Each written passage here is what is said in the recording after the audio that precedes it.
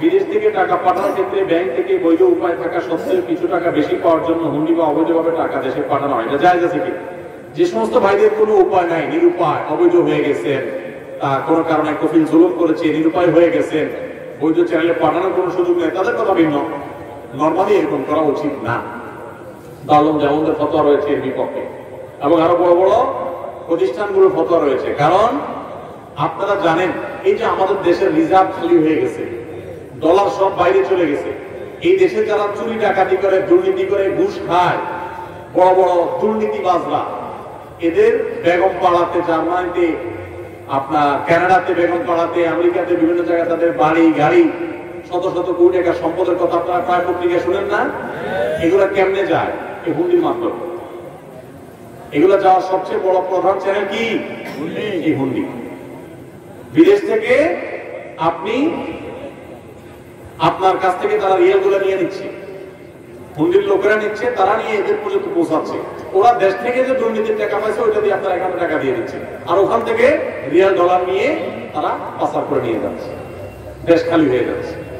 তো এগুলো করা হলো অন্যায়কারীদেরকে সহযোগিতা করা, পরিষ্কার কথা। অর্থ পাচারকারীদের কি করা?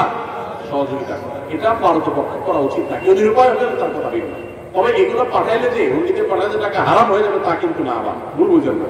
এভাবে টাকা পাঠানোটা অনুচিত, কিন্তু বৈধ টাকা যদি আপনি পাঠান তাহলে সেটা কি হবে না? হারাম হবে, অনুচিত হবে শরিয়ার দৃষ্টিকোণ থেকে। আমাদের গ্রামের মানুষ শিরক বিদআত বিশ্বাস করে, তাই এই বিষয় নিয়ে একটু আলোচনা করেন। এই বিষয়ে আলোচনা তো আর এখন আর করার সুযোগ নাই, আমরা তো আলোচনা শেষ করেছি। তারপরও আমি সংক্ষেপে একটু বলতে চাই, আখিরাতে আমরা সবাই আল্লাহর কাছে নাজাত চাই কি চাই না ভাই? যদি আল্লাহর কাছে নাজাত এবং মুক্তি চাই, কিয়ামতের দিন যদি আল্লাহ বলেন, বান্দা তুমি সারা জীবন যা করে আসছো না আসছো, তোমার ভালো মন্দ সব স্টাডি করার পর, অ্যানালাইসিস করার পর তোমাকে জান্নাতি ঘোষণা করা হলো, তোমাকে জাহান্নাম থেকে মুক্ত এটা ঘোষণা করা হলো, পরোয়ানা দেওয়া হলো। এই সুসংবাদ যেদিন মানুষ শুনবে, এটা হবে তার জীবনের সবচেয়ে বড় সুসংবাদ, ঠিক না ঠিক? এই সুসংবাদটা কে পাবে? যে লোকের ভিতরে শিরক মুক্ত ঈমান থাকবে আর বেদাত মুক্ত আমল থাকবে। কি থাকবে ভাই? আল্লাহর কাছে নাজাত পেতে হলে দুইটা জিনিস লাগবে। কয়টা জিনিস? ঈমানটা হইতে হবে শিরক মুক্ত, ঈমানটা হইতে হবে কি মুক্ত, আর আমলটা হইতে হবে বেদাত মুক্ত। আমলটা হইতে হবে কি মুক্ত? বেদাত মুক্ত। এটাকে উল্টা ভাবে বললে ভাই বলতে পারি, তাওহীদি ঈমান আর সুন্নতি আমল। তাওহীদি ঈমান আর সুন্নতি আমল, এগুলো ইনশাআল্লাহ আখিরাতে আমাদেরকে আল্লাহর কাছে নাজাত পাইয়ে দিবে। আল্লাহ আমাদের সবাইকে এগুলো রক্ষা করার তৌফিক দান। তাওহীদি ঈমান কি জিনিস? যে ঈমানে কোনো শিরক নেই, যে ঈমানে কোনো কি নাই, আল্লাহর ইবাদত করি, আবার কোনো কবরে গিয়ে সিজদা করি। তাওহীদ হলো না শিরক হলো? শিরক শব্দের অর্থই হলো কাউকে পার্টনার সাব্যস্ত করা, কোন শরীক বা পার্টনার বানানো। সিজদা দিয়েছেন আল্লাহকে, আবার যা কবর আল্লাহকেও দিয়েছেন, তাহলে এই সিজদা আল্লাহরেও দিলেন, তারেও দিলেন, তাহলে আল্লাহ পার্টনার বানাই ফেললেন। সিজদার মালিক উনিও, ঠিক না ঠিক? দোয়া করলেন যে আল্লাহর কাছে, আল্লাহ একটা ছেলে দেন, একটা মেয়ে দেন, ব্যবসার উন্নতি দেন, বরকত দেন, এটা দেন সেটা দেন, দোয়া করলেন। আবার যায়া মাজারে যায়া বললেন, কাজা বাবা এটা দিয়ে, তাহলে শিরক করলেন। কি করলেন? শিরক করলেন। আল্লাহ কোরআনে বলেছেন, লাকাদ উহিয়া ইলাইকা ওয়া ইলাল লাযিনা মিন ক্বাবলিকা লাইন আশরাকতা লায়াহবাতান্না আমালুক ওয়া লা তাকুনান্না মিনাল খাসিরিন। রাসূল, আপনি এবং আপনার আগে যত নবী রাসূল এসেছে পৃথিবীতে, সবার প্রতি আল্লাহ তাআলার একটা কমন অর্ডার ছিল, কমন নির্দেশ ছিল। কি সেটা? যদি শিরকে লিপ্ত হন, আল্লাহ তার রাসূলকে বলতেছেন, আপনি যদি শিরকে লিপ্ত হন, লায়াহবাতান্না আমালুক, আপনার আমল বরবাদ হয়ে যাবে, ক্রস চিহ্ন দিয়ে দেওয়া হবে, ক্যান্সেল করে দেওয়া হবে, ডিলিট হয়ে যাবে, কোনো আমল কবুল হবে না, বলা তখন আমি ফাঁসি, আপনি ক্ষতিগ্রস্ত হয়ে যাবেন। ভাইরা আমার, একবার শিরকে লিপ্ত হলে জীবনের সমস্ত আমল বরবাদ হয়ে যাবে। এই জন্য শিরক থেকে বেঁচে থাকবো তো ইনশাআল্লাহ। আমাদের সমস্ত লাভ এবং ক্ষতির মালিককে কোন কবর, কোন মাজারে, কোন আল্লাহর ওলি থাকতে পারেন। আমরা সে আল্লাহর ওলি, আল্লাহ নেককার বান্দা, তিনি ভালো কাজ যেগুলো জীবদ্দশায় করছেন সেগুলো আমরা করব, কিন্তু আমরা তার কাছে সাহায্য চাইবো না। কারণ আল্লাহ নবী সাল্লাল্লাহু আলাইহি সাল্লাম তার প্রিয় একজন সাহাবীকে বলেছেন, ইযা সাআলতা ফাসআলিল্লাহ ওয়া ইযা ইসতাআনতা ফাসতা'আন বিল্লাহ। তুমি যখন কিছু চাইবা তখন আল্লাহর কাছে চাইবা, যখন সাহায্য প্রার্থনা করবা কার কাছে প্রার্থনা করবা? আল্লাহর কাছে। নামাজ আল্লাহর কাছে, না পীর সাহেবের কাছে? কারোর হাতে কোনো ক্ষমতা নাই, সমস্ত ক্ষমতা কার কাছে? আল্লাহর কাছে। নবী সাল্লাল্লাহু আলাইহি ওয়াসাল্লাম নিজেও কার কাছে সাহায্য চাইছেন? ওই কবরওয়ালা যিনি, তিনিও মাজারওয়ালা যিনি, তিনিও কার কাছে সাহায্য চাইতেন? আল্লাহর কাছে। অতএব তার কাছে আপনি সাহায্য চাইলে এটা আল্লাহর জমিনে সবচেয়ে বড় অপরাধ। ইন্না শিরকা লাযুলমুন আযীম। শিরক আল্লাহর কাছে সবচেয়ে বড় পাপ। আপনি অন্য কোন পাপ করলে এতটা পাপিষ্ঠ হবেন না। আল্লাহ বলেছেন ইন্নাল্লাহা লা ইয়াগফিরু আন ইউশরাকা বিহি ওয়া ইয়াগফিরু মা দুনা যালিকা লিমান ইয়াশা। আল্লাহর সঙ্গে শিরক করলে আল্লাহ মাফ করবেন না, অন্য কোন পাপ করলে আল্লাহ মাফ করতে পারেন। এজন্য শিরক থেকে বেঁচে থাকবো তো ইনশাআল্লাহ। আল্লাহ আমাদের সবাইকে শিরক থেকে বেঁচে থাকার তৌফিক দান করুন। আমাদের যে সমস্ত ভাই বোনরা না বুঝে সন্তানের জন্য, সংসারের উন্নতির জন্য, স্বামী স্ত্রী মনোমালিন্য দূর করার জন্য, দাম্পত্য জীবনের সুখ শান্তির জন্য, ছেলে মেয়ের বিয়ে শাদীর জন্য, বিদেশ বিদেশে যাওয়ার জন্য, ব্যবসার উন্নতির জন্য, নানান উদ্দেশ্যে যারা বিভিন্ন মাজারে কবরে মানত করেন, সেখানে যান, তারা শিরকে লিপ্ত হয়ে ঈমান নষ্ট করছেন, বরবাদ করছেন। আল্লাহ তাআলা আমাদের সবাইকে সে ভুল থেকে ফিরে আসার তৌফিক দান। আমাদের সমস্ত চাওয়াগুলো একমাত্র নিবেদন করব কার কাছে? আল্লাহ বলেছেন উদউনি আস্তাজিব লাকুম, তোমরা আমার কাছে দোয়া করো, আমি কবুল। আল্লাহ ওয়াদা করেছেন। আল্লাহ কি করবেন? আল্লাহ বলেন নাই তোমাদের যাদের দোয়া করা দরকার তোমরা সবাই মাজারে যাও, বলছেন আল্লাহ? আল্লাহ আমাদেরকে শিরক থেকে বেঁচে থাকার তৌফিক দান করুন। আর ভাই, সমস্ত আমলগুলো হবে নবীজির পদ্ধতি অনুযায়ী। কার পদ্ধতি অনুযায়ী? মন গড়া পদ্ধতি যদি বানাই নেই ইবাদতের জন্য, সেটার নাম বিদআত হবে। আর বিদআত সম্পর্কে নবীজি বলেছেন বিদআত, সকল বিদআতই হলো ভ্রষ্টতা, আর সকল ভ্রষ্টতা গোমরাহির ঠিকানা হলো জাহান্নাম। এজন্য আমাদের আখিরাতে নাজাতের জন্য ঈমানটা হইতে হবে শিরক মুক্ত, আমলটা হইতে হবে বিদআত মুক্ত। ঈমানটা হইতে হবে তাওহীদি ঈমান, আর আমলটা হইতে হবে সুন্নতি আমল। তাহলে ইনশাআল্লাহ আল্লাহর কাছে নাজাত পাওয়া যাবে। আল্লাহ আমাদের সবাইকে আমলের তৌফিক দান করুন। আজকে সারা দেশে পয়লা বৈশাখ পালিত হয়েছে। এই পয়লা বৈশাখকে কেন্দ্র করে মঙ্গল শোভাযাত্রা, হোলি খেলা, পান্তা ইলিশ নিয়ে মুসলমানদের নামধারী অনেকে মেতে উঠেছে, যা অত্যন্ত দুঃখজনক। এই পরিস্থিতি ধর্মপ্রাণ মুসলমানদের কি করণীয় হতে পারে আপনার সাথে মতামত আশা করি। ভাই, এই বিষয়গুলো বারবার বলা হয়েছে, তারপরে যদি প্রশ্ন করেছেন খুব সংক্ষেপে একটু বলার চেষ্টা করি। দেখুন, আমরা বাংলাদেশের মানুষ, বিশেষ করে মুসলমানরা অত্যন্ত শান্তিপ্রিয়। এখানে হিন্দু মুসলমান সব ধর্মের মানুষ মিলেমিশে শান্তিপূর্ণভাবে বসবাস করে। আমি প্রায় সময় বলার চেষ্টা করি, আমাদের পার্শ্ববর্তী দেশ ভারতে, আমাদের আশপাশের বিভিন্ন দেশে বিভিন্ন সময় ধর্মীয় দাঙ্গা আমরা শুনি প্রায় সময়। বাংলাদেশের ইতিহাসে উল্লেখযোগ্য সেরকম সমস্ত দেশের মতো একটা দাঙ্গাও কখনো হয় নাই। এখানে মুসলমান এবং হিন্দু অন্য ধর্মের মানুষরা মিলেমিশে থাকে। এরপরেও মুসলমানদের উপরে নানাভাবে হিন্দু ধর্মের বিভিন্ন কালচার, কৃষ্টিকে চাপিয়ে দেওয়া হয়, কখনো বাঙালিয়ানের নামে, কখনো একটা ডাহা মিথ্যা হাস্যকর কথা হাজার বছরের ঐতিহ্যের নামে। এই যে পয়লা বৈশাখ, মাত্র 35 বছর আগে এটা চালু হয়েছে ঢাকা ইউনিভার্সিটিতে। কয় বছর আগে? 35 বছর আগে। এই মাত্র 3 যুগ আগে চালু হওয়া জিনিসটা কিভাবে হাজার বছর ঐতিহ্য হলো? আরে ভাই, বাংলা সনের বয়সই তো হাজার বছর হয় নাই। বাংলা সনের বয়সও কত বছর হয় নাই? এই মিথ্যুকরা, মিথ্যাবাদীরা বলে এটা নাকি হাজার বছর ঐতিহ্য। জন্মই হাজার বছর, সনের বয়সই হাজার না, সেটা আবার নাকি হাজার বছর ঐতিহ্য হয়ে গেছে। পয়লা বৈশাখ, আমরা আমাদের শৈশবেও পয়লা বৈশাখের এই রূপ কেউ দেখি নেই। আমাদের চেয়ে বয়সে যারা বড় মুরব্বীরা আছেন তারা তো আরো দেখেন নাই, কারণ শুরুই হয়েছে 35 বছর আগে। আমরা পয়লা বৈশাখে দেখেছি হালখাতা, তার আগে খাজনা উঠানো। হঠাৎ করে এটা আমদানি করে হিন্দুদের চৈত্র সংক্রান্তি, আশ্বিন মাসে রান্না করে কার্তিক মাসে খাওয়া, বিভিন্ন প্রাণীর মুখোশ এগুলো নিয়ে যাওয়া, বিভিন্ন অশুভ শক্তি থেকে পানা চাওয়া, আশ্রয় চাওয়া। এরপরে পয়লা বৈশাখ উপলক্ষে একটা গান গায়, অগ্নি স্নানে হোক সূচি ধরা, সূচি হোক, কি একটা আছে না গান? অগ্নি স্নানে সূচি হোক ধরা, মানে কি? আগুনের গোসলে পৃথিবী কি হোক? পবিত্র হোক। আগুন দিয়ে কি পৃথিবী পবিত্র হয়? কোরআন বলে আগুন হলো পাপিষ্ঠদের শাস্তি দেওয়ার মাধ্যম। এটা কি পবিত্র হওয়ার মাধ্যম? হিন্দু ধর্ম মতে হতে পারে।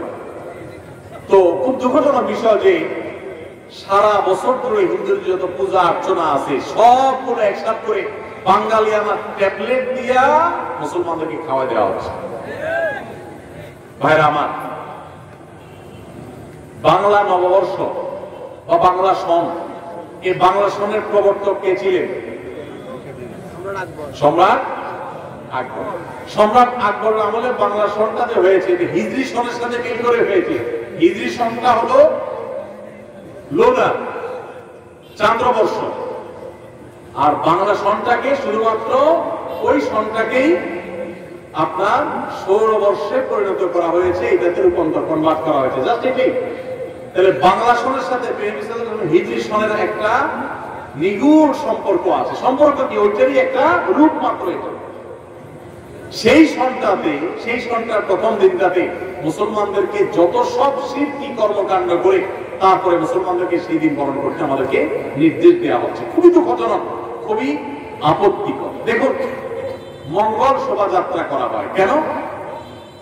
অনেকে আছেন এগুলো বললে বলে ভাই এগুলো কোনো প্রার্থনা না, কিছু না, আপনারা অযথা ঝামেলা করেন। আপনি নিজে মঙ্গল শোভাযাত্রা কি ও কেন লিখে সার দেন। আমি কালকেও সার দিয়েছি, উইকিপিডিয়াতে তথ্য পাবেন কেন মঙ্গল শোভাযাত্রা হয়, এবং এটা নিয়ে বিভিন্ন পাবলিক বিশ্ববিদ্যালয়ের বিভিন্ন চারুকলা সহ বিভিন্ন ডিপার্টমেন্টের গুরুত্বপূর্ণ দায়িত্বশীল প্রফেসরগণ, শিক্ষকগণের বক্তব্য বাংলাদেশ.রিপোর্ট.com সব বিভিন্ন অনলাইন নিউজ পোর্টালে এখনো আছে, অনলাইনে আপনি পাবেন, সার্চ করেন দেখেন। সেখানে তারা তাদের সাক্ষাৎকারে পরিষ্কার জানিয়েছে যে এটা হলো সারা বছর ভালো থাকার জন্য, মঙ্গল প্রার্থনার জন্য মঙ্গল শোভাযাত্রা। অর্থাৎ এই শোভাযাত্রা করলে এর মাধ্যমে মঙ্গল কামনা করা হয়। যে মানুষগুলো সারাদিন নিজেদেরকে বিজ্ঞান মনস্ক বলে, এই মানুষগুলো সারা দেশের সারা পৃথিবীর বিজ্ঞানীরা শুনে এটা আবিষ্কার করছে, ওইটা আবিষ্কার করছে, আর আমার দেশের কলা বিজ্ঞানীরা শুধুমাত্র মুখোশ ছাড়া কিছু আবিষ্কার করতে পারে। আল্লাহ এত সুন্দর চেহারা দিচ্ছে মানুষকে। আল্লাহ বলেছেন লাকাদ খালাকনাল ইনসানা ফি আহসানি তাকওয়িম, মানুষকে সবচেয়ে সুন্দর চেহারা দিয়ে আল্লাহ সৃষ্টি করেছেন। আর এরা ওই সুন্দর চেহারার উপর একটা বানর, একটা পেঁচা, একটা হনুমানের চেহারা দিয়ে দেয়। ভাইরা আমার, শোভাযাত্রা করলে পেঁচা, হনুমান, হিন্দুরা দেখবেন যে সমস্ত প্রাণীর পূজা করে, যেগুলোর পুজো করে, যেগুলোর মূর্তি বানায় পূজা করে, আপনারা দেখবেন অবাক করা বিষয়, সেগুলোই ঘুরে ফিরে বা বেশিরভাগ ক্ষেত্রেই সেগুলো এই মুখোশ এগুলো নিয়ে শোভাযাত্রা করছে, র্যালি বের করছে, মিছিল বের করছে। কেন? মঙ্গলের জন্য। মঙ্গল শোভাযাত্রা মানে কি? মঙ্গলের জন্য, মঙ্গল কামনা করে শোভাযাত্রা করা। এই মিছিল করলে, শোভাযাত্রা করলে এই সমস্ত মুখোশ, পেঁচা, এই সমস্ত বানর, আপনার ইঁদুর, এটা সেটা, এগুলোর মুখোশ নিয়ে রাস্তা দিয়ে ঘুরলে যদি মঙ্গল হয়, কল্যাণ হয়, তাহলে সব বাদ দিয়া সারা বছর এই কাম করো না কেন? এগুলোতে কোনো মঙ্গলের ক্ষমতা আছে? কোন মঙ্গলের সুযোগ আছে এখানে? মঙ্গলের মালিক কে? আল্লাহ রাব্বুল আলামিন। প্রতিদিন 5 ওয়াক্ত নামাজে আল্লাহ বলছেন হাইয়া আলাল ফালাহ, তোমরা এসো কিসের দিকে? মঙ্গলের দিকে। মুয়াজ্জিন ডাকছেন আল্লাহর পক্ষ থেকে, এসো কিসের দিকে? মঙ্গলের দিকে। মঙ্গলের দিকে আপনার যে যাত্রা হবে সেটা হবে মসজিদে যাওয়ার মাধ্যমে। কিসের মাধ্যমে? সেটা ওই বিভিন্ন প্রাণী প্রতিমার মুখোশ নিয়ে রাস্তায় চলাচল করা, র্যালি বের করার মাধ্যমে। আপনারা দেখেছেন কিশোরগঞ্জে মিঠামইন থেকে অষ্টগ্রাম পর্যন্ত 14 কিলোমিটার হাওড়ে রাস্তা রঙিন করা হয়েছে পয়লা বৈশাখ উপলক্ষে, গিনেস বুকে ওয়ার্ল্ড রেকর্ড হিসেবে স্থান পাওয়ার জন্য। 14 কিলোমিটারে সম্ভবত 9000 লিটার রং সেখানে ব্যবহার করা হয়েছে। রং ব্যবহার করা হয়েছে মানে কি? কেমিক্যাল না সব? আর আপনারা হাওড়ের যে রাস্তাটাতে রং করা হয়েছে আপনারা দেখেছেন, এই রাস্তাটা বাংলাদেশের খুব সুন্দর রাস্তাগুলোর একটা, মানে দৃশ্যটা সুন্দর, দুই ধারে পানি, অথই মাঝখানে রাস্তাটা দেখতে চমৎকার লাগে। এই যে রংগুলা, এগুলা ধুয়ে কোথায় যাবে? হাওড়ে পানিতে যাবে না? তাতে তো পানির জন্য, মাছের জন্য খুব উপকার হবে, কি বলেন? রঙের গ্রাম, কেমিক্যাল, এগুলো মাছের স্বাস্থ্যের জন্য অনেক ভালো না? এই যে রাস্তা রং করছে, মানুষের ঘর বাড়িতে রং নাই, বাসে রং নাই, পাবলিক পরিবহনের রং নাই, ট্রেন গুলার রং নাই, সিল সম্পদ আপনার সালবাকলা উঠে গেছে, অবস্থা খারাপ, কোন শ্রী নাই, রূপ নাই, জায়গা মতো রং না করে কোথায় রং করতেছে? রাস্তায়। তাও আবার হাওড়ের মধ্যকার রং করতেছে যে জীব বৈচিত্র্য ধ্বংস হয়ে যাবে। এরাই নাকি আবার কলা বিজ্ঞান। এরা আমাদেরকে সারাদিন জ্ঞান দিতে আসে, সবক দিতে আসে। আল্লাহ তাআলা এই অপসংস্কৃতি থেকে আমাদেরকে সবাইকে রক্ষা পাওয়ার তৌফিক দান করুন। আমিন। বাঙালিয়ানার নামে হিন্দু ধর্মের কৃষ্টি কালচার মুসলমানদেরকে চাপিয়ে দেওয়ার যে অপচেষ্টা, কিয়ামত পর্যন্ত এদেশের মানুষ এটাকে মেনে নেবে ইনশাআল্লাহ। জোর করে চাপাই দেওয়া সংস্কৃতি সমস্ত মিডিয়া মিলে একজোটে প্রচার করেও আপনার এলাকায় কয়জন নামাতে পারছে? সারা দেশে কয়জন নামাতে পারছে? ঢাকা শহরে মোট কয়জন? আমরা যে ঢাকা শহরে কোটি মানুষ বসবাস করি, কোটি মানুষ ভিতরে কত মানুষ বেরোছে? সামান্য কিছু মানুষ বেরোছে, তাই না? সমস্ত মিডিয়া মিলে সকল যন্ত্র একসাথে প্রচার চালিয়েও তো ওই লাখ মানুষকেও তো বের করতে পারে না। এদেশের মানুষ ধর্মপ্রাণ, মুসলমানরা মুসলমানদেরটা, হিন্দুদেরটা হিন্দুরা, একজনকে আরেকজনকে চাপিয়ে দিবেন না। আজকাল খুব ভয়ঙ্কর ভাবে শিক্ষার নামে, সংস্কৃতির নামে এগুলো পুশ করা হচ্ছে, অ্যাগ্রেসিভলি পুশ করা হচ্ছে।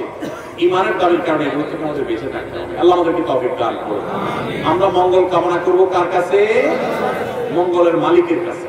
কোন পেঁচা, হনুমান, রাক্ষস, কক্ষসের কাছে কোন মঙ্গল কামনা, কোন র্যালিতে মঙ্গল কামনা নাই। মঙ্গল কোথায়? আল্লাহর কাছে। কার কাছে? আল্লাহর কাছে। অতএব ঈমান নষ্ট করা যাবে ভাইরা আমার। এই র্যালি বের করলে সারা বছর ভালো থাকা যাবে, মঙ্গল আসবে, এটা বিজ্ঞানের কোন থিওরিতে আছে? ধর্মে তো নাই। বিজ্ঞানের কোন থিওরিতে আছে? এটা না যৌক্তিক, না এর কোন ধর্মীয় ভিত্তি। এটা হাস্যকর এবং চরম হাস্যকর একটা কাজ। পান্তা ইলিশ খান না, সারা বছর গরিব যেটা পান্তা ভাত খায়, সেটা একদিন খাই আপনি বাঙালি হয়ে যাচ্ছেন একেবারে। সারা বছর বার্গার চাবাইতে চাবাইতে শেষ। বার্গার খাওয়া দোষে কিছু না, আপনিও খান। কিন্তু সারা বছর যারা পান্তা খায় তাদের সাথে তামাশা করছেন, বছরে একদিন পান্তা খায়। এই তামাশার কোন মানে হতে, পুরো পয়লা বৈশাখের শুরু থেকে শেষ পর্যন্ত সমস্ত অনুষঙ্গগুলো একটা একটা করে দেখবেন, প্রত্যেকটার সাথে হারামের সম্পর্ক কিংবা শিরক থেকে উঠে আসা ঐতিহ্য সেখানে আছে। আল্লাহ তাআলা আমাদের সবাইকে অপসংস্কৃতি থেকে বেঁচে থাকার তৌফিক দান করুন। সম্প্রতি এক বাবা তার ছেলেকে কুড়াল দিয়ে কুপিয়ে হত্যা করেছে, যা একটি নির্মম হত্যাকাণ্ড হয়েছে। আমার প্রশ্ন হলো, ইসলামী শরীয়তের আলোকে বাবার কাজটি কেমন হলো এবং তার উপর কি শরীয়ত দণ্ডবিধি প্রয়োগ হবে কিনা? দেখুন, ইসলামের দণ্ডবিধি প্রয়োগ হবে কিনা সেটা তো এখানে বললাম না। কারণ হলো ইসলামের দণ্ডবিধির আলোকে তো বিচার হয় না আমাদের দেশে। তবে আমরা, এটা তো অনেক পুরান ঘটনা, ইতিমধ্যে এটা নিয়ে অনেক আলোচনা পর্যালোচনা হয়ে গেছে। আমরা সবাই স্তম্ভিত, সমাজ কোথায় চলে যাচ্ছে। এই ছেলের অত্যাচারে বাবা অতিষ্ঠ হয়ে এই নির্মম হত্যাকাণ্ড তিনি করেছেন। এই জঘন্য একটি ঘটনা আমাদেরকে দেখতে হয়েছে। আমাদের সন্তানরা যখন নষ্ট হয়ে যায়, অনেক মা বাপ আছে আমরা টেরও পাই না, খেয়ালও করি না। খারাপ বন্ধুর পালা করে নষ্ট হয়ে যায় পোলাপান, আগে ভাগে মা বাপ খেয়াল করে। অনেক মা বাপ আছে দেখবেন অতি উদার, বলে না এই বয়সে একটু আত্মুক করে, একটু আত্মুক করে। এই ছেলে এই মেয়েটা যখন সর্বনাশের শেষ প্রান্তে চলে যায়, এবার এসে বলে হুজুর একটা তাবিজ খবর কিছু একটা দেখে। আর কোন তাবিজে কুলাবে? সময় থাকতে এদেরকে নিয়ন্ত্রণ করা দরকার। আল্লাহ তাআলা আমাদের যুব সমাজ থেকে, যুব সমাজকে সমস্ত অনাচার থেকে বেঁচে থাকার তৌফিক দান করুন। ইসলাম কাউকে হত্যা করার নির্দেশ দেয় না। সেটা বাবাকে সন্তান হত্যা নির্দেশও দেয় না কাউকে, বরং আল্লাহ সুবহানাহু ওয়া তাআলা কঠোর ভাবে মানুষ হত্যা করতে নিষেধ করেছেন। আইন হাতে তুলে নেওয়ার শিক্ষা কখনো ইসলাম কাউকে দেয় না। প্রত্যেকটা মানুষকে আইন নিজের হাতে না তুলে আইনকে যথাযথ গতিতে সেটাকে চলতে দেওয়া এবং সেটা বাস্তবায়ন করার নির্দেশনা দিয়ে থাকে। কিন্তু বাবা হয়তো একটা পর্যায়ে নিয়ন্ত্রণ হারিয়ে গেছেন, আল্লাহ তাকে ক্ষমা করুন। তার সন্তান সহ যত সন্তান এরকম মুখে গেছে, আমাদের সন্তানরা, আল্লাহ তাদেরকে, বিশেষ করে যারা মুখে গেছে তার সন্তান দুনিয়াতে চলে গেছে, আল্লাহ তাআলা তাদের সবাইকে হেদায়েতের পথে ফিরে আসার তৌফিক দান করুন। আমাদের যুব সমাজ কোথায় চলে গেছে, এটা প্রত্যেকটা বাবা মা যার সন্তান ধ্বংসের শেষ প্রান্তে চলে গেছে, উনি ছাড়া এই দুঃখটা কি বুঝবে না। ঘরে ঘরে ধ্বংসযজ্ঞ আপনার চালানো হয়েছে। শিক্ষার নামে যখন কুশিক্ষা হবে, শিক্ষার মধ্যে যখন ধর্ম থাকবে না, ধর্ম বাদ দিয়ে দেওয়া হবে, সেখানে ধর্মহীনতা ঢুকাই দেওয়া হবে, সন্তানদেরকে যখন ভোগবাদী বানানো হবে, তাদের মধ্যে যখন নীতি নৈতিকতার চর্চার গুরুত্ব থাকবে না, তখন এই সন্তানরা নানা রকম অপকর্মে জড়াবে, অশান্তি হবে ফ্যামিলিতে, বাবা মার সাথে সম্পর্ক নষ্ট হবে। আমি একটা কথা প্রায় বলি, পশ্চিমা দুনিয়াতে অনেক ভালো ভালো জিনিস আছে, একটা জিনিস আমাদের মধ্যে আছে যেটা ওরা আরো 500 বছর সে জায়গায় যেতে পারবে না। সেটা কি?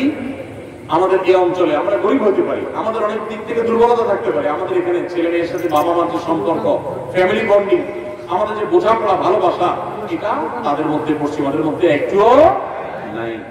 এই যে ভালো জিনিসটা আমাদের মধ্যে আছে, এই জিনিসটা যতদিন আমাদের মধ্যে ইসলাম চর্চা হবে, ধর্ম চর্চা হবে, ততদিন থাকবে। আর যত বেশি এখান থেকে আমরা সরে যাবো, তত বেশি আমাদের থেকে দূর হয়ে যাবে। বর্তমানে আমরা মিডিয়ার মাধ্যমে জানতে পারছি যে ফিলিস্তিনের মুসলমানদের উপর ইসরায়েল কর্তৃক হামলায় লক্ষ লক্ষ মুসলমান নিহত হচ্ছে। আমার প্রশ্ন হলো, এই কঠিন অবস্থায় আমাদের ব্যক্তিগত অথবা রাষ্ট্রীয়ভাবে কি করণীয় আছে? এই অবস্থাতে যানবাহন নিরাপত্তা দেওয়ার জন্য আমাদের উপর কি জিহাদ ফরজ হবে? দয়া করে জানাবেন। দেখুন, ফিলিস্তিনের মানুষদের উপরে যে নির্মমতা চালানো হচ্ছে, মানব ইতিহাসের সবচেয়ে বর্বরতম হত্যাযোগ্য চালানো হচ্ছে, গণহত্যা চালানো হচ্ছে, আপনারা জানেন।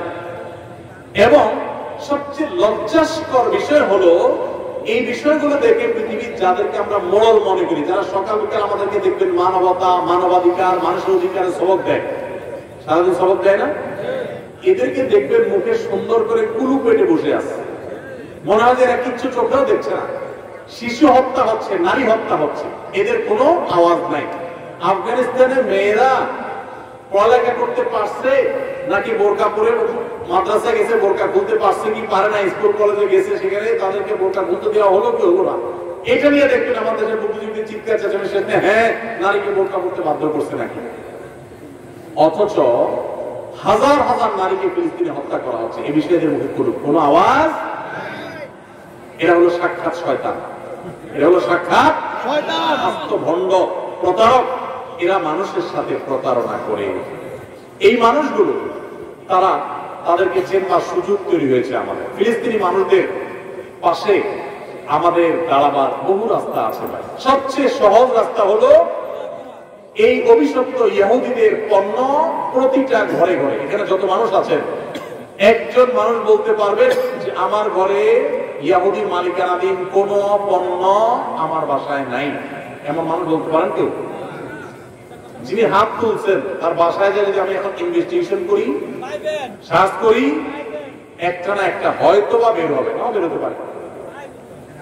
আপনি যে পেস্ট করেন, পেস্ট, বেশিরভাগ পেস্ট দোকানে যেগুলো পাবেন মুদি দোকানে, 90% তাদের, আমি নাম বলে তাদের আর মার্কেটিং করতে চাই না, সারাদিন ডক করে যে ঈদ উপলক্ষে বিভিন্ন সময় গিলতেছেন সফট ড্রিঙ্কস গুলো, ম্যাক্সিমাম ওদের। অনেকে মনে করে শুধু কোকা কোলা না, আরো যেগুলো আছে, আমি আর নাম বলে আর তাদের প্রচারণা বাড়াইতে চাই না। এরকম সাবান যেগুলো ব্যবহার করছেন, ম্যাক্সিমাম সাবান 90% বা তারও বেশি হতে পারে, আমি আন্দাজ করে বললাম পার্সেন্টেজ, যে দোকানে যে বিক্রি হয় সাবান, এগুলো সব ইসরায়েলিদের, ইহুদিদের।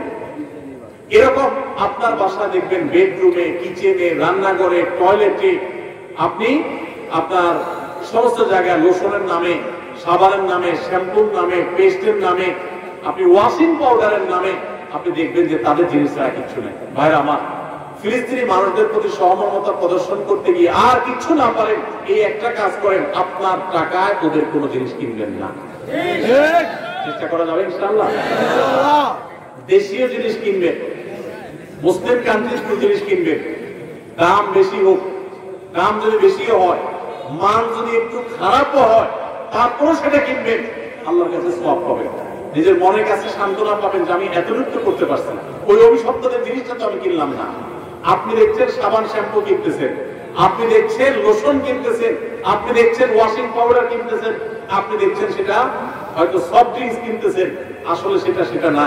আসলে এই সফট ড্রিঙ্কস বা প্রসাধনী কিনার নাম দিয়ে আপনি ইহুদিদেরকে চাঁদা দিচ্ছেন, চাঁদা দিচ্ছেন।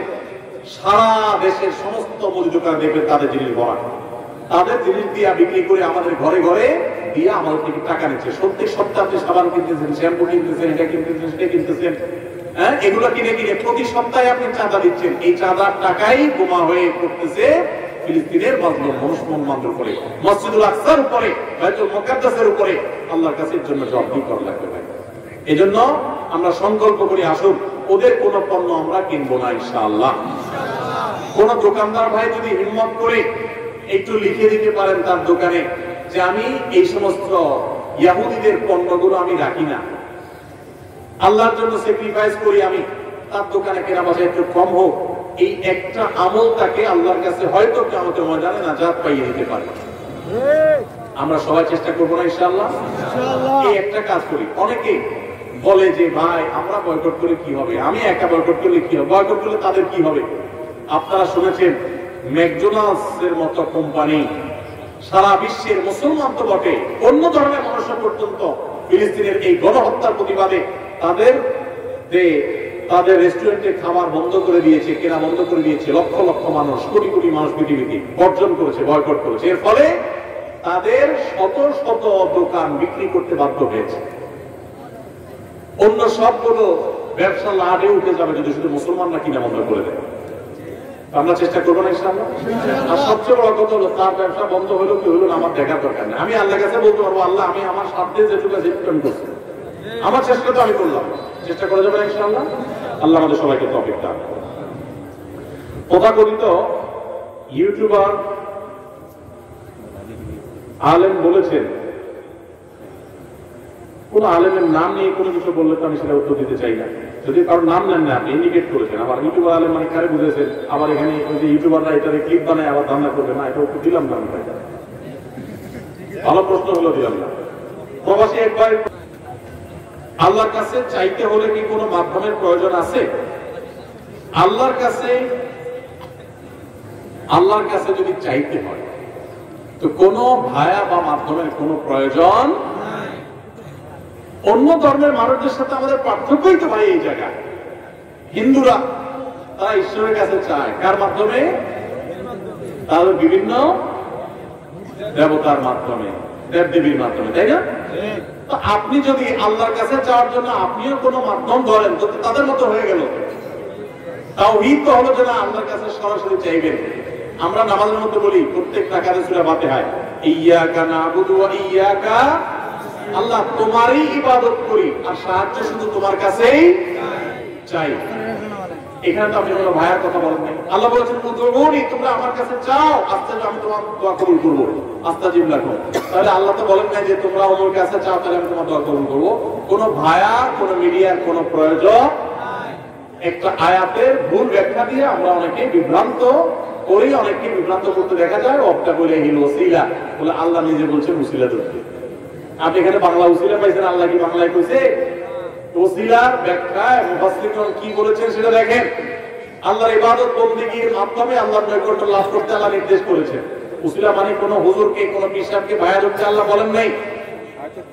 দোয়া করতে হবে সরাসরি আল্লাহ তাআলার কাছে। আল্লাহ তাআলা আমাদেরকে এই সমস্ত শিরকপূর্ণ বিশ্বাস থেকে বেঁচে থাকার তৌফিক দান করুন। মৃত্যুর পর পীর বা ওলিরা কোনো কাজে আসবে কিনা? ভাইরা আমার, মৃত্যুর পর কিয়ামতের ময়দানে আল্লাহ কোন নেককার বান্দাকে যদি সুপারিশ করার অনুমতি দেন, তিনি কারোর জন্য সুপারিশ করতে পারেন। এটা অনুমতির উপর নির্ভর করে। সেটা আপনাকে অনুমতি দিলে আপনি পারেন, কোন নেককার তাদেরকে আল্লাহ সাধারণত অনুমতি দিবেন। এছাড়া কোন পীরের মুরিদ হলে ওই পীর তার মুরিদদের সবাইকে জাহাজ ভর্তি করে নিয়ে মাফ করে দিবেন, এরকম কোন কথা কোরআন হাদিসে কোথাও। ভাই পীর সাহেব তো নিজেই দৌড়ের উপরে থাকবে। পীর সাহেব নিজে কিসের উপর থাকবে? কিসের পীর সাহেব? নবী রাসূলগণ যেখানে পেরেশান থাকবেন, মানুষরা নবীদের কাছে যা বলবে আল্লাহর কাছে সুপারিশ করেন। নবীরা একজন বলবেন আমরা নিজেদের নিয়ে পেরেশান, মুহাম্মদ সাল্লাল্লাহু আলাইহি ওয়াসাল্লামের কাছে যাও তোমরা। উনি যে শেষ পর্যন্ত সুপারিশ করবেন আল্লাহর কাছে। মুসা আলাইহিস সালামের কাছে মানুষ যাবে, উনি অপারগতা প্রকাশ করবেন, সেখানে বলে পীর সাহেবরা বলে তলায় দিবে। ভাইরা আমার, আল্লাহ তাআলা এই নির্বুদ্ধিতা থেকে আমাদের মুসলমানদেরকে বেঁচে থাকার তৌফিক দান করুন। আল্লাহর কাছে প্রত্যেকের আমল তার কাজে আসবে। কোরআনে কয়েক জায়গায় আল্লাহ তাআলা বলেছেন ওয়া আল্লাহ তাজরু ওয়াজিরাতুন উযরা উখরা, একজনের পাপের বোঝা আরেকজন বহন করবে না। আবার একই সাথে কয়েক জায়গায় আল্লাহ বলেছেন ওয়া আল্লাইসা লিল ইনসানি ইল্লা মা সাআ, মানুষ নিজে যা করবে সেটার বিনিময়ে সে পাবে। পিশাব করে দিবে আর আমার হয়ে যাবে এরকম কোন সিস্টেম ইসলামে। মানি ট্রান্সফার সিস্টেম মোবাইলে থাকতে পারে, পিশাব আমল করে আমার অ্যাকাউন্টে ট্রান্সফার করে দিবে সিস্টেম। আর পিশাব তো পিশাব। আল্লাহ বলেছেন কিয়ামতের দিন ইয়াউমা ইয়াফিরুল মারউ মিন আখিহি ওয়া উম্মিহি ওয়া আবি ওয়া সাহাবাতিহি ওয়া বানি। সেদিন মানুষ মাকে দেখে পালাবে, বাপকে দেখে পালাবে, ভাই বোনকে দেখে পালাবে, স্বামী স্ত্রী এক অন্যকে দেখে পালাবে, সবাই নিজের ইয়ানফসি করবে। সেখানে বলে পিসাব রক্ষা করবে, কেউ কারোর সেদিন হবে। আল্লাহ কোরআনে পরিষ্কার বলেছেন যে সেদিন কেউ কারোর কোনো কাজে আসবে না, কোরআনে পরিষ্কার করে বলেছেন। অতএব কারোর হাতে কাউকে রক্ষা করার কোনো ক্ষমতা থাকবে। নিজের আমল, আল্লাহর কাছে রোনাজারি, তওবা, ইস্তিগফার, চোখের পানি, গুনাহমুক্ত জীবন গড়া, এটা ইনশাআল্লাহ আমাদের নাজাতের পথ সুগম করে দিবে। আল্লাহ আমাদের সবাইকে তৌফিক দান করুন। শেষ প্রশ্ন, আমার এই রমজানের তারাবি নামাজের প্রতি 2 রাকাতের তাশাহুদ দুরূদ শরীফ ঠিকমতো পড়ে শেষ করতে না করতে ইমাম সাহেব সালাম ফিরিয়ে ফেলতেন। বেশিরভাগ সময় আমি দোয়ায়ে মাসুরা পড়তে পারি নাই, সালাম ফিরিয়ে ফেলেছি। এতে কি আমার তারাবি নামাজ আদায় হবে? নামাজ হয়ে গেছে ইনশাআল্লাহ, যদি আপনি তার দোয়া মাসুরা পড়তে পারেন নাই।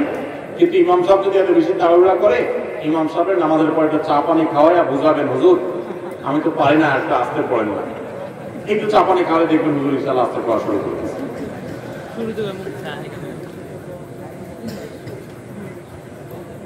আমাদের এলাকার একজন বলে মাইকে আজান দেওয়া শিরক।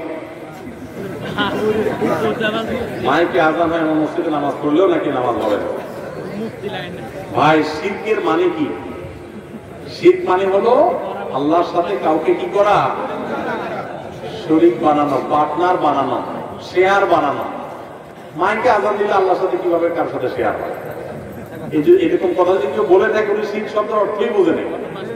বুঝতে পেরেছেন তো? মাইকে আজান জিনিসটা কি? এই যে আমি কথাটা বলতেছি, কথাটা শুধু মাইকের মাধ্যমে আপনাদের পর্যন্ত চলে যাচ্ছে, এই তো, আলাদা কিচ্ছু না। তো মাইকে কথা বলা, মাইকে আজান দেওয়া, এগুলো জায়েজ হওয়ার ব্যাপারে পূর্বে পশ্চিমে উত্তরে দক্ষিণে সারা পৃথিবীতে উল্লেখযোগ্য কোন আলেমের কোন দ্বিমত নাই, কোন দ্বিমত। অতএব এটা নিয়ে নতুন করে সংশয় তৈরি করা, এটা মূর্খতা ছাড়া আর কিছুই নয়। যদি কোনো ভাই এটা বলে থাকেন, আল্লাহ তাআলাকে হেদায়েত দান করুন। আল্লাহ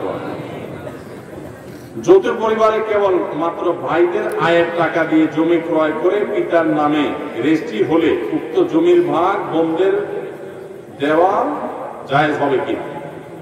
দেখুন, জমি জমার যে ব্যাপারগুলো আছে, এই জমি জমার ব্যাপারগুলো পুরাটাই একটা গোজামিল আমার উদ্দেশ্যে।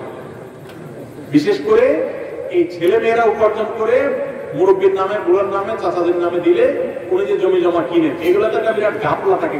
ঘাপলাটা কিরকম থাকে আমি বলি। ছেলে উপার্জন করে নিজের নামে জমি নিলে বুড়া মুরব্বী নাকশ হয়, বলে যে ছেলে কত বেয়াদব, সে তার নামে জমি নিচ্ছে। অথচ এটা অজ্ঞানতা, এটা রাগ করার কিছু নাই। হ্যাঁ, ছেলে যদি আপনার টাকায় বিদেশ যায়, আপনার টাকায় উপার্জন করে, তাহলে সে প্রথম উপার্জন দিয়ে আপনার সে টাকা পরিশোধ করবে, জমি কিনে দিবে, ভাই ব্রাদাররা ছোট থাকলে তাদেরকে টেনে উঠাবে, এগুলো তার কর্তব্য, এগুলো সে করা উচিত। কিন্তু এরপর সারা জীবন যত কামাই করবে সব জমি আপনার নামে, চাচার নামে কিনতে হবে, কোনো যুক্তিকতা। ইসলাম প্রত্যেকের অ্যাকাউন্টকে আলাদা করে দেখে। ছেলে কামাই করছে তো তার, কেন বাবার নামে দিতে যাবে? এখন বাপের মনে কষ্ট পায় তার নামে না, তো ছেলেও মনে করে ঠিক আছে আমার জমি, বাপ খুশি থাকুক, বাপের নাম দিলাম, এবার ভাই বোন এসে সবাই ভাগ করে সেখানে। এগুলো অন্যায়, কোন অবস্থাতে এগুলো যায়। যে কামাই করবে এটা তার হবে, আরেকজন ভাই বোন এসে সেখানে দাবি করতে পারবে না, অন্যায় হবে সেটা। মুরব্বীরা অনেকে আছেন দাড়ি পাকা, মাশাআল্লাহ, সেজদাতে দিতে কপালে দাগে পড়ে গেছে, শুধুমাত্র এই জমি জমা নিয়ে ছেলে মেয়ের মধ্যে ভেজাল লাগায় জাহান্নামে যাইতে হবে আপনাদের, আর কিছু লাগবে না। এই একটা কাজে আপনাদের জাহান্নামে চলে যেতে হতে পারে। সাবধান থাকে, আলেমদের কাছে জেনে নেবেন যে এই সম্পর্কে আমার ছেলে মেয়ের কার কি হক আছে। একটা ছেলে সারা জীবন কামাই করে জমি জমা করছে, আর বাকিগুলো টোটো কোম্পানির ম্যানেজারি করে রাস্তা রাস্তায় ঘুরে বেড়াইছে, চা দোকানে আড্ডা দিয়ে বেড়াইছে, ওগুলো এসে জমি ভাগ দিয়ে দিবেন, সবাই এসে মুসে তাও দিয়ে সব ভাগ করে নিয়ে যাবে, আর ওই ছেলে সারা জীবন কামাই করে যাবে। এটা জুলুম। এই জুলুম করার কোন সুযোগ, বসায় বসায় খাওয়াবেন কতগুলো, আর ওটার জীবনটাকে লাইফ পচায় ফেলবে। বউ বাচ্চা দেশে দেখা, বেচারা 10 বছর 20 বছর বিদেশে থেকে পৌঁছে গেছে বেচারা, তার লাইফটা শেষ। ছেলে মেয়েগুলোর আদর যত্ন দেখে নাই কোনোদিন, বইয়ের যত্ন ভালোবাসা পায় না সে কোনোদিন, কামাই করতেছে, আর আপনি এনে মেয়েদেরকে ভাগ করে দিচ্ছেন, ছেলেদেরকে ভাগ করে দিচ্ছেন। জুলুম। আপনার সম্পদ যেটা, সেটা আপনি সুষ্ঠুভাবে আপনি উপহার দিতে চান, সব সন্তানকে সমানভাবে দিবেন, কিন্তু সন্তানের কামাই করা জিনিস সেটাকে আপনি কি করতে যাবেন না, কোনোভাবে আপনি সেটা দিতে গিয়ে পার্সিয়ালিটি করতে যাবেন না, এটা অন্যায়। যে কামাই করবে এটা তার। হ্যাঁ, যদি আপনার কোনো পাওনা থাকে তাহলে সেটা আপনার হবে। এখন বাপের নামে নিচে দেখেই বাপের নাম বাপের হয়ে যাবেন, সেটা অনেক সময় বাপের নামে মায়ের নামে রাখা হয়, কিন্তু সম্পদ না। হ্যাঁ, ছেলে যদি খুশি হয় বলে আপা দেন আমার ভাই বোন সবাইকে দেন, তাও তো ভিন্ন কথা। অতএব এরকম যদি না হয় সেটা জুলুম হবে। জমি জমার ক্ষেত্রে অনেক বাবাজিরা আছেন মেয়ের দিকে টানেন, ছেলের দিকে টানেন না। অনেকে আছে ছেলের দিকে টানে, মেয়ের দিকে টানে, আছে না নেই? অনেকে আছে ছোট ছেলের দিকে টানে, বড়গুলোর দিকে টানে। অনেকে আছে বড়টার দিকে টানে, ছোটটার দিকে টানে না। এই যে জুলুম করতেছেন, আল্লাহ নবী সাল্লাল্লাহু আলাইহি ওয়াসাল্লাম বলেছেন ইত্তাকুল্লাহ, তোমরা আল্লাহকে ভয় করো, ওয়াদিলু বাইনা আওলাদিকুম, এবং তোমাদের সন্তানদের মধ্যে সমতা বজায় রাখো, সন্তানদের প্রতি কোন প্রকার জুলুম করবা না। আল্লাহ আমাদের সবাইকে এই ধরনের অন্যায় অনাচার থেকে বেঁচে থাকার তৌফিক দান করুন, আমিন। জাযাকুমুল্লাহু খায়রা।